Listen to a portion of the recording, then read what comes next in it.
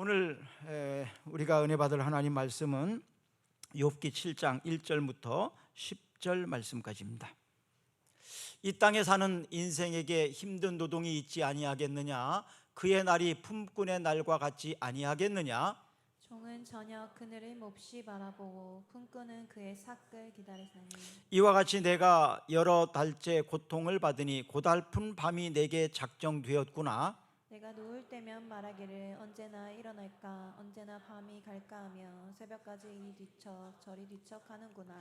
내 살에는 구더기와 흙덩이가 의복처럼 입혀졌고 내 피부는 굳어졌다가 터지는구나. 나의 날은 배틀의 북보다 빠르니 희망 없이 보내는구나. 내 생명이 한낮 바람 같음을 생각하옵소서. 나의 눈이 다시는 행복을 보지 못하리이다. 나를 본 자의 눈이 다시는 나를 보지 못할 것이고 주의 눈이 나를 향할지라도 내가 잊지 아니하리이다. 구름이 사라져 없어짐 같이 수월로 내려가는 자는 다시 올라오지 못할 것이오니 그는 다시 자기 집으로 돌아가지 못하겠고 자기 처소도 다시 그를 알지 못하리이다. 아멘. 생각대로 잘 안 사라지죠. 또 기대했던 대로 사람들과 환경이 잘 받쳐지지 않죠. 그래서 몸과 마음이 피폐해지고 또 스트레스를 참 많이 받을 것입니다. 그리고 나서 저녁이 되었을 때 고달픈 저녁이 찾아옵니다. 마태복음 11장 28절 말씀에 보면 수고하고 무거운 짐진 자들아 다 내게로 오라 내가 너희를 쉬게 하리라 이렇게 말씀하셨습니다. 저녁에 침실에 들어갈 때 쉼이 있어야 되는데 쉼이 되지 않는 분들은 오늘 주님 앞에 나와서 여러분들에게 쉼이 있기를 축복합니다. 평안함이 있기를 축복합니다. 또 요한복음 8장 32절에 보시면 진리를 알지니 진리가 너희를 자유롭게 하리라 라고 말씀하십니다. 여러분들의 생각이 자유로워지기를 바랍니다. 여러분들의 육체가 자유롭게 되기를 축복합니다. 이사야 3장 10절부터 11절까지 한번 같이 읽어보겠습니다. 너희는 의인에게 복이 있으리라 말하라. 그들은 그들의 행위의 열매를 먹을 것이며 악인에게는 화가 있으리니 이는 그의 손으로 행한 대로 그가 보응을 받을 것임이니라. 하나님의 약속인데요, 악인은 의인의 지배를 받고 그런다고 했어요. 그런데 악인이 의인의 지배를 받는 것이 아니라 오히려 의인이 악인의 지배를 받을 때가 얼마나 많습니까? 그래서 의인이 고통을 당할 때에 하나님이 침묵하신다면 정말 하나님을 이해하기 어렵지 않습니까? 때로는 하나님을 원망했을 때도 있을 것입니다. 거기에다가 악인들이 형통하고 또 고난과 재앙이 악인들에게 오지 않을 때 에레미야는 이렇게 문제를 제기합니다. 에레미야 12장 1절 여호와여 내가 주와 변론할 때에는 주께서 의로우시니이다. 그러나 내가 주께 질문하옵나니 악한 자의 길이 형통하면 반역한 자가 다 평안함은 무슨 까닭이니까? 에레미야의 의문제기입니다. 하박국도 또 의문을 제기합니다. 하박국 1장 3절 어찌하여 내가 죄악을 보게 하시며 패역을 눈으로 보게 하시나이까? 겁탈과 강포가 내 앞에 있고 변론과 분쟁이 일어나나이다. 우리를 대신해서 또 시편 기자인 아삽이라는 사람이 있는데 이 사람도 또 하나님 앞에 질문을 합니다. 시편 73편 12절 13절입니다. 볼지어다 이들은 악인들에게도 항상 평안하고 재물은 더욱 불어나도다. 내가 내 마음을 깨끗하게 하며 내 손을 씻어 무죄하다 한 것이 실로 헛되도다. 정직하게 살려고 하고 바르게 살려고 하고 의롭게 살려고 했던 것들이 허무해진 것을 노래하고 있습니다.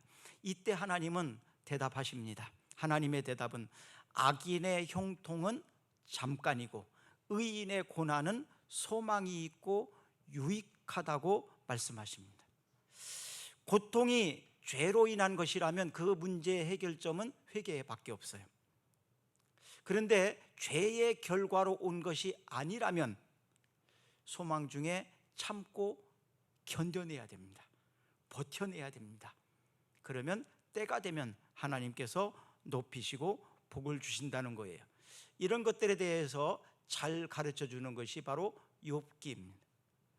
욥은 아라비아와 팔레스타인 국경지대의 우스라는 지역입니다. 지명이 우스라는 지역인데 그 지역에는 한 300여 부족이 있는데요, 그 300여 부족 중에서 가장 부유한 족, 바로 욥의 가문입니다. 욥은 하나님을 경외하는 사람으로 자녀의 복을 받았을 뿐만 아니라 물질의 복도 많이 받았습니다.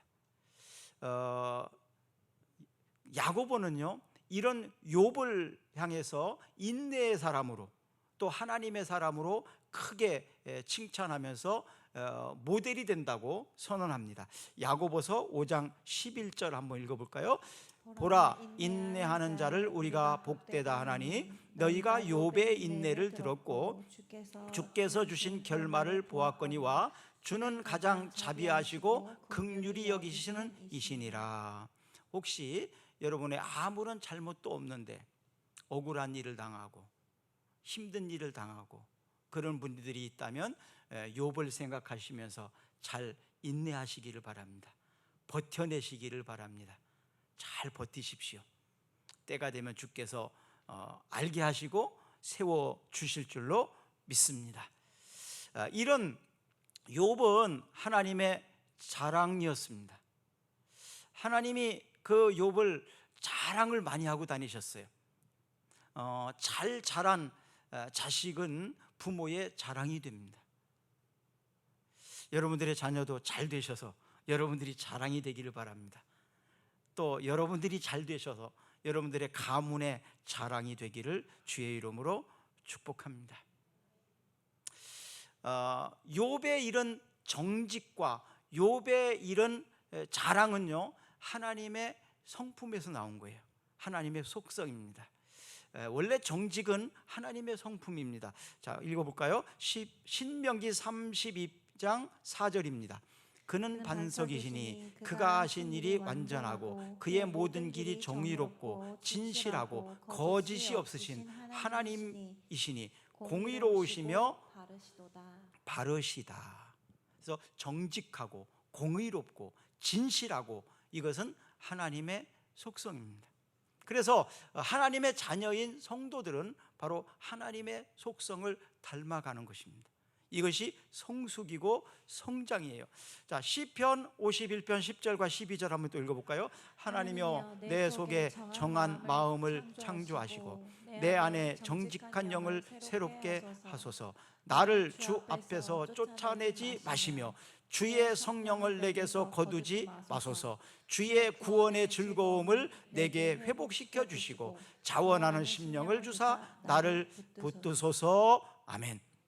내 속에 정한 마음을 창조해달라. 창조. 여기에 나오는 창조는 제네시스라고 사용되지 않고 바라라는 말을 쓰세요. 바라. 이것은 어떤 차이가 있냐면 무에서 유를 만드는 것을 바라라고 말합니다. 이것은 하나님께만 쓸 수 있어요. 아무것도 없는 데서 뭔가를 만들어내는 것은 인간은 불가능하지 않습니까? 우리는 개발해내고 그런 건 할 수 있지만 아무것도 없는 데서 만들어낼 수 있는 능력은 하나님만 하실 수 있어요. 그래서 하나님을 말할 때, 부를 때 창조주 하나님, 그럴 때에는 엘로힘 그렇게 합니다. 엘로힘. 그리고 여기에 나오는 창조는 바라라는 말을 써요. 바라. 무에서 유를 창조하는 하나님. 자, 그렇다면 우리 마음속에 아무것도 없는데 이런 마음을 창조해내달라, 만들어달라. 그런 얘기입니다. 비가 오려면 하늘에 구름이 껴야 됩니다. 그것도 비올 구름이 껴야 됩니다. 그런데 비올 구름이 하나도 없는 상태에서 비가 내린다는 것은 불가능한 일이잖아요. 그런 것처럼 우리 마음속에 정직한 마음이 1도 없다 할지라도 하나님이 내 마음속에 정직한 영을 넣어주시면 정직한 사람이 될 수 있다 이 말입니다. 여러분 마음속에 엘로힘의 하나님께서 정직한 영을 만들어내시기를 축복합니다. 그리고 우리 안에 성령을 주셔서 성령을 거두어 가지 말아달라고, 그 성령님께서 우리를 즐겁게 해주신다, 그 성령님께서 나를 붙들어 주신다, 이런 고백을 하고 있어요. 이것은 다윗이 지은 시인데요, 다윗 앞에 있는 왕이 사울입니다. 원래 사울이요, 외모도 멋지게 생기고 키도 크고 또 사람이 성품도 좋고 거기다가 싸움도 잘하고 아주 괜찮은 사람이었어요.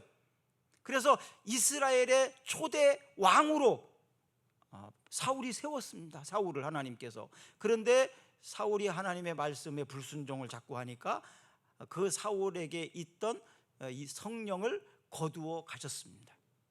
그러니까 그렇게 멋있고 그렇게 정직하고 능력 있던 사울이 악하게 바뀝니다.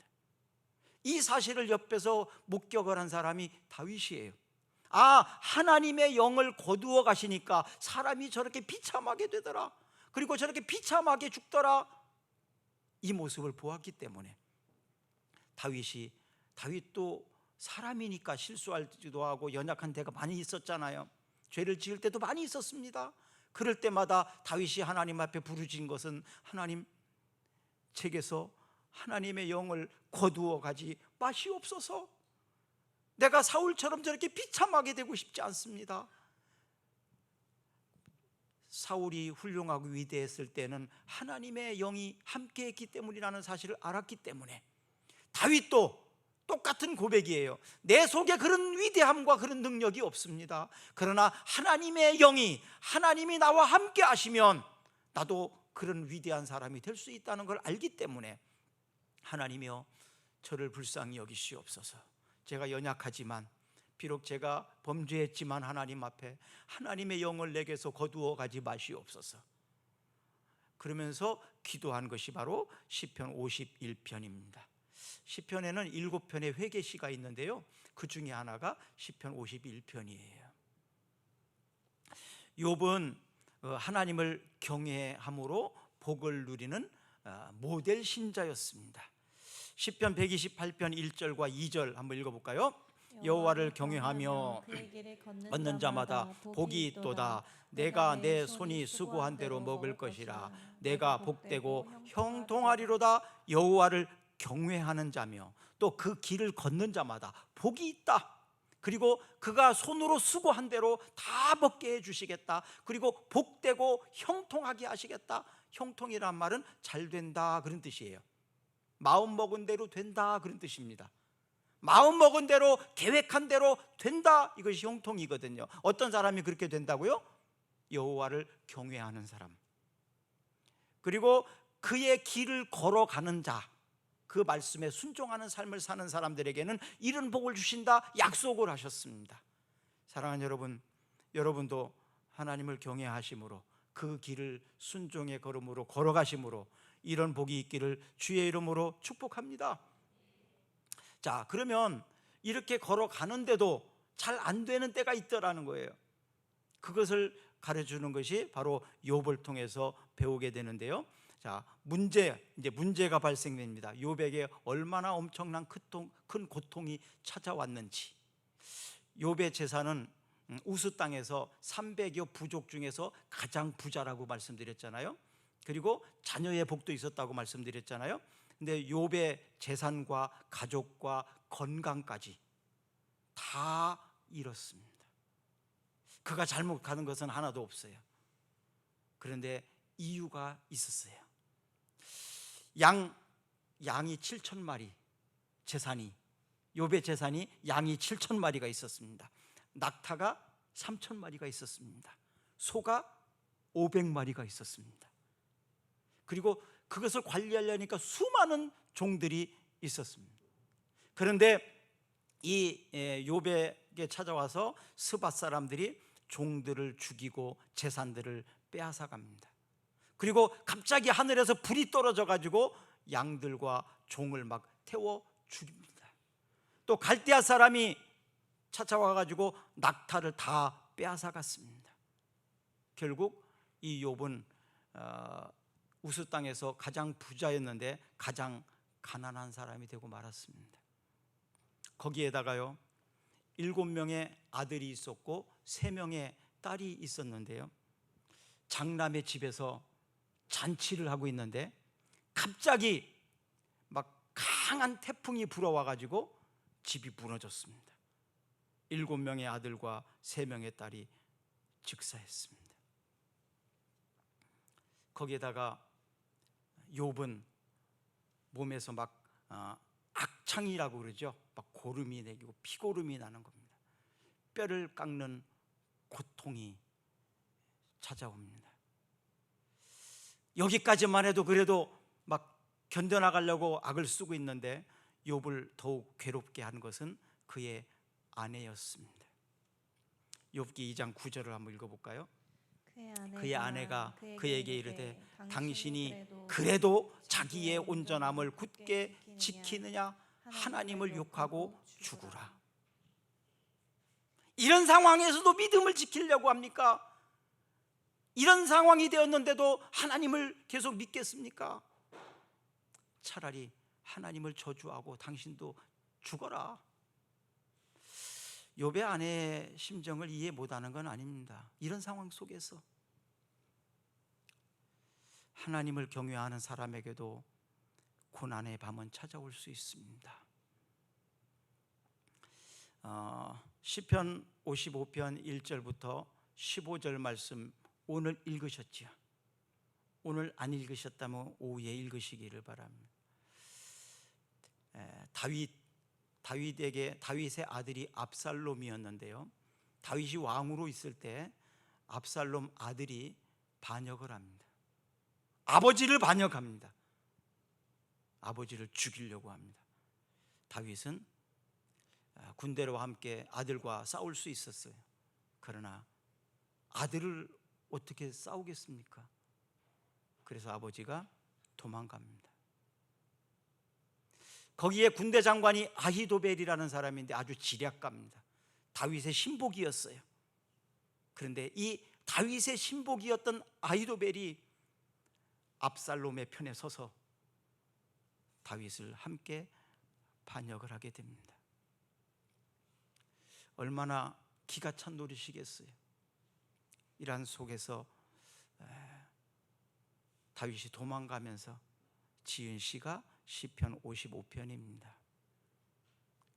누구를 내가 의지할 수 있냐? 누구에게 소망을 둘 수 있냐?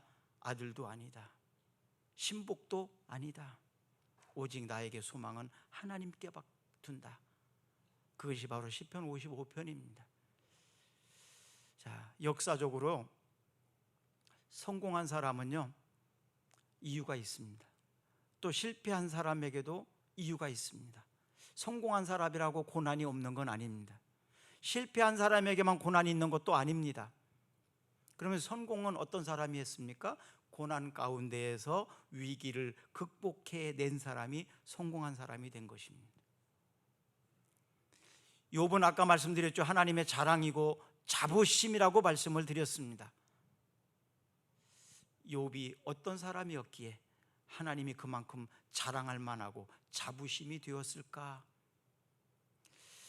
사랑하는 여러분, 여러분들이 여러분들의 집안에 자부심이 됐으면 좋겠습니다.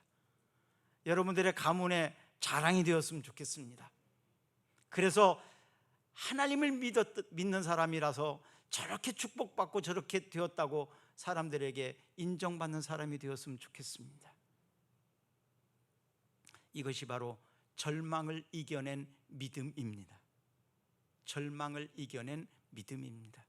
사도행전 14장 22절 한번 읽어볼까요? 제가 자들의 마음을 굳게 하여 이 믿음에 머물러 있으라 권하고, 또 우리가 하나님의 나라에 들어가려면 많은 환난을 겪어야 할 것이라 하고. 고난 없이 영광도 없습니다. 세상에 공짜는 없습니다. 우리가 당하는 고난이 아무리 힘들고 어렵다 해도 욥의 고난만큼 클까요? 예수님의 십자가 고통만큼 클까요? 비교할 수 없을 것입니다. 욥은 하나님의 자랑이자 자부심이라고 말씀드렸는데 그만한 충분한 자격이 있었어요. 예수님의 고난은, 그 십자가 고난은 예수님 스스로 잘못한 것이 아니라 여러분과 저를 구원해 주시기 위해서, 우리를 하나님의 자녀 만들어 주시고 천국 가는 백성으로 만들어 주시기 위해서 대신 고난을 받으셨습니다. 그래서 그가 찔림은 우리의 허물을 인하며 그가 상함은 우리의 죄악을 인함이라. 그가 채찍에 맞음으로 우리가 나음을 입었도다라고 말하고 있습니다. 1904년 영국의 기독교계에 큰 부흥이 있었습니다. 이 부흥이 일어난 때에 핵심인 사람이 한 사람이 있는데 이반 로버츠라는 사람이에요. 이반 로버츠는 이제 신학교에 다니는 신학생이었습니다. 그 이반 로버츠가 그 집회에, 부흥회에 참석했을 때, 기도할 때 갑자기 그 앞에 예수님이 피를 철철 흘리는 막 그 모습이 막 크게 떠오르더라는 거예요. 그래서 기도하다가 예수님이 십자가에 막 피를 뚫질 흘리는 모습이 눈앞에 막 선하게 오니까 어떻게 했겠어요? 막 엉엉 울었습니다. 나를 위해서 예수님이 이렇게 십자가를 지셨군요. 그러면서 회개의 기도를 하기 시작했습니다. 큰 소리로 막 회개하면서 기도했어요. 하나님, 내가 이것도 잘못했고요, 이것도 잘못했고요, 내가 이런 마음을 생각한 것도 잘못했고요, 나 고치고 바르게 살기를 원한다고 용서해달라고, 그러면서 회개하면서 기도했습니다. 그러니까 그 신학생 로버츠가 기도한 그 회개의 기도를 들으면서 여기저기서 막 우는 소리가 들리면서 막 통곡하며 회개하면서 막 기도하게 됐습니다. 그래서 거기에 참여한 모든 사람들이 다 회개하면서 기도했어요.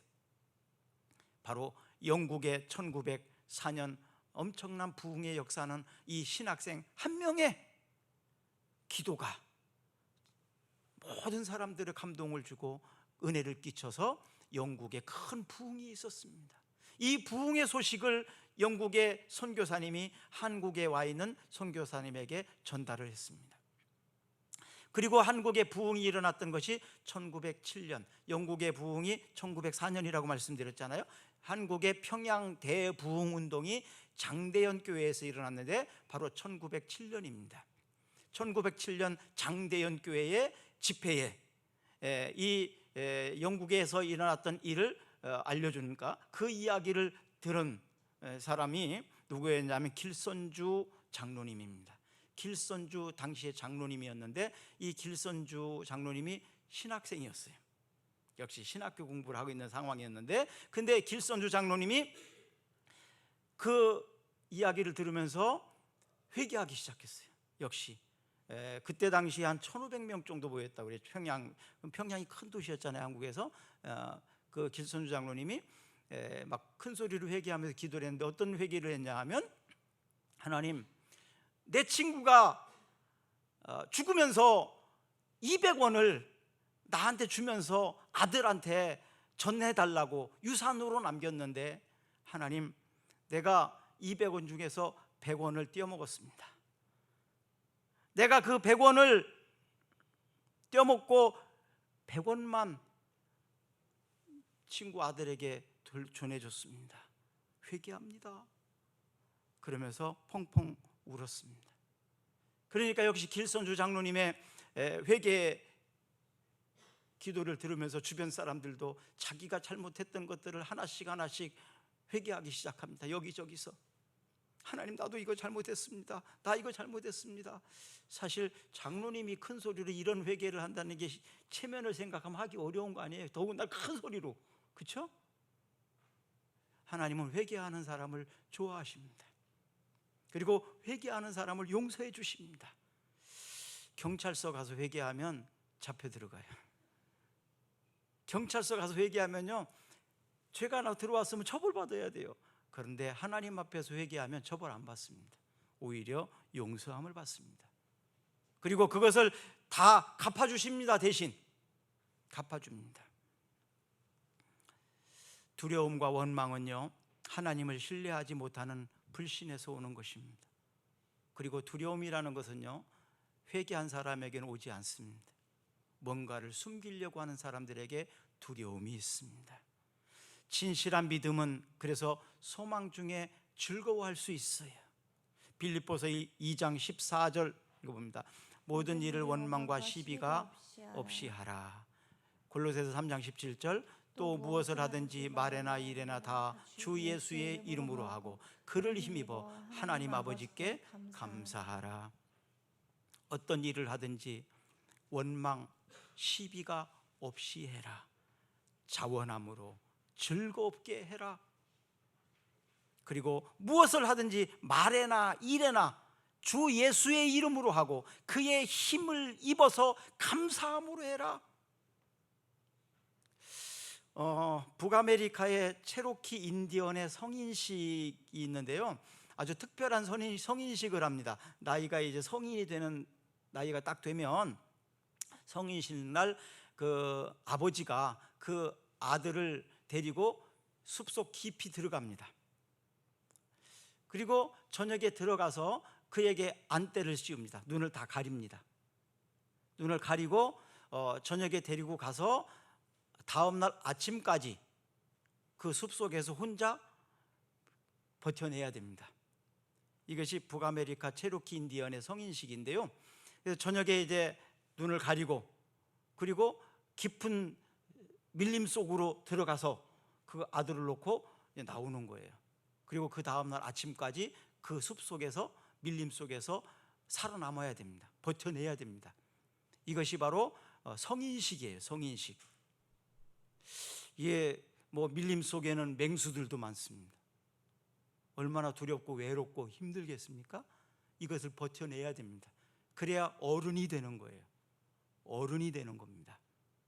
이 한 청년도 그렇게 이제 밀림 속에 들어가서 눈을 가리고 그리고 이제 저녁에 놓고 아버지는 이제 나오는 겁니다. 아무것도 보이지 않는 가운데에서 얼마나 두렵겠습니까? 얼마나 외롭겠습니까? 별 상상이 다 들리겠죠. 엄청난 스트레스가 왔을 거예요. 그렇지만 버텨내야 됩니다. 견뎌내야 됩니다. 그래야 어른이 되는 거예요. 그런데요, 아침이 되었을 때 안대를 풀렀는데 깜짝 놀랄 사건이 있었습니다. 바로 아버지였어요. 그 아버지가 근거리에서 창을 들고 그 아들을 지키고 있었던 거예요. 내 아들에게 맹수가 다가오면 지켜줘야 되잖아요. 눈을 가리고 있으니까 아무것도 볼 수 없잖아요. 그러니까 아버지가 창을 들고 그 아들을 지키고 있는 거예요. 그 아버지가 거기에 지키고 있었다는 사실을 알았더라면 두려움은 없었을 겁니다. 외롭지도 않았을 것입니다. 그 아버지를 느끼지 못했으니까, 인식하지 못했기 때문에 두려움과 외로움 속에서 그 깊은 밤을 지냈을 것입니다. 사랑하는 여러분, 지금 고달픈 밤을 지내고 계십니까? 하나님께서 창을 들고 내 옆에서 나를 지켜주고 계십니다. 그래서 우리는 안전할 수 있어요. 외로워하지 마세요. 두려워하지 마세요. 필요하다면 하나님이 우리를 구원해 주시고 지켜주실 것이에요. 기도합시다. 나의 길이 되신 예수님, 나의 길 그가 아시나니 나를 단련하신 후 내가 정금같이 나오리라. 아버지가 우리 옆에 있는 걸 몰랐습니다. 성령께서 나를 지켜주시고 나와 함께하는 것을 느끼지 못했기 때문에 외로움과 두려움, 그의 극심한 고통 속에서 지내왔습니다. 하나님, 우리와 함께 하심을 감사합니다. 이제는 두려워하지 않겠습니다. 이제는 외로워하지도 않겠습니다. 우리와 함께 해주심을 감사합니다. 우리 다 같이 일어나셔서 찬양하겠습니다.